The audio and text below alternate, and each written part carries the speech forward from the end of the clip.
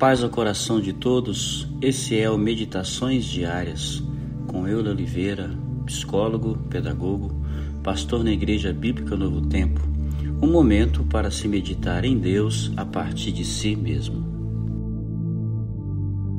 O tema de nossa meditação hoje é a reconexão com Deus interior, e vou utilizar o texto de Mateus capítulo 1, verso 23, que diz: Vejam, a virgem ficará grávida, ela dará à luz um filho e o chamarão Emanuel, que significa Deus conosco. O contexto é relacionado a Deus falando com José sobre o filho que estaria sendo gerado em Maria, trazendo-o para uma conexão com a promessa do Senhor. Hoje quero refletir com vocês a partir da pergunta: por quê, para quê e de que somos salvos? Temos uma visão muito triunfalista sobre salvação. Pensamos apenas na libertação do mundo, em ir para o céu, mas muito pouco sobre salvação no sentido de libertação de um si mesmo que nos distancia de Deus. Alguns textos na palavra nos trazem essa ideia, dentre eles Atos 2, verso 40, em que Pedro adverte aos ouvintes: salvai-vos dessa geração perversa. Veja que é uma atitude ativa de cada um para desvencilhar da perversidade que nos envolve. Não é um ato de salvação para um lugar, mas libertação do entorno de perversidade. O apóstolo está falando no contexto do dia de Pentecostes, trazendo à luz a profecia bíblica do cumprimento em Jesus daquele que viria promover o caminho para que o homem pudesse encontrar livre rumo à comunhão com Deus Pai. O discurso de Pedro nos traz à luz uma reflexão de salvação que se traduz pelo retorno à comunhão com Deus, a manifestação do Deus conosco, o convite à relação. Aqui começa a fazer sentido a salvação do homem, não na expressão de uma ida para um lugar geográfica. A libertação do mundo não como saída dele, mas como retirada de sua influência, esvaziamento do homem perverso para a habitação do novo homem ou mulher que nos impulsiona para um ser humano melhor. Na história do Éden, Deus cria a humanidade à sua imagem conforme sua semelhança, ou seja, coloca nesse ser centelhas de si mesmo para que houvesse conexão com ele. Moltmann, teólogo contemporâneo, o chama de Deus habitado, fazendo do ser humano aquele que comunicaria com equidade e teria comunhão profunda. Esse é o convite quando Cristo foi chamado de Emanuel, Deus conosco, retorno de comunicação interior com o divino. Sem essa relação, o homem se esvai, não encontrando caminho para se tornar um ser humano melhor. Egoisticamente centra-se em si mesmo, olvidando o outro, como temos visto na atualidade.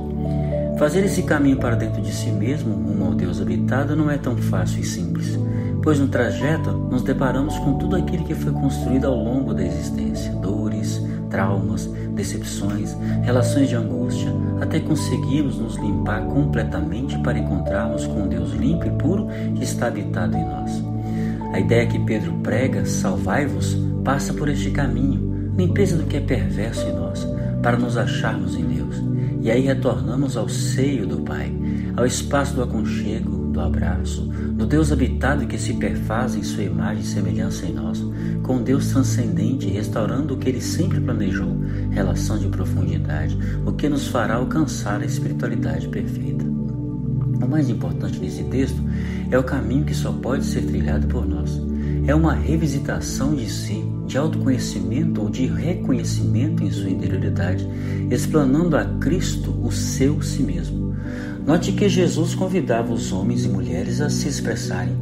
A mulher adúltera, embora soubesse que todos os acusadores de ir embora, ele pergunta se a tinham condenado, porque era necessário que ela tomasse conta de que estava livre para seguir seu caminho rumo ao melhor. A mulher samaritana chama a descortinar a si mesma e a leva a desejar a verdadeira adoração. A Nicodemos convida-o a olhar sua concepção fragilizada de ser nascido de novo. Cada discípulo foi em algum momento convidado a olhar para si mesmo e verificar sua autenticidade. Pedro, por exemplo, teve que compreender que não era tão fiel como pensava ser, e todos os outros também passaram pelo mesmo caminho para alcançar um patamar de amor e fidelidade ao Pai em amplidão. Tomé teve que encarar sua incredulidade. Paulo teve que encarar sua arrogância para se perceber como alguém que que importava que Cristo crescesse e ele diminuísse, até alcançar o bom combatente da fé. A mulher do fluxo de sangue teve que revelar o tamanho da sua fé.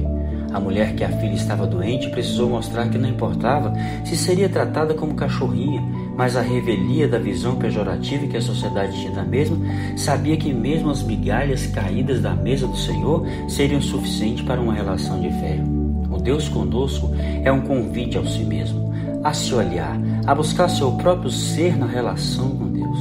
Diante de Deus, somos convidados a nos revelar, a trazer nossa existência, nosso pensar, nossa credulidade ou incredulidade diante dele para chegarmos à relação de profundidade rumo ao ser humano melhor.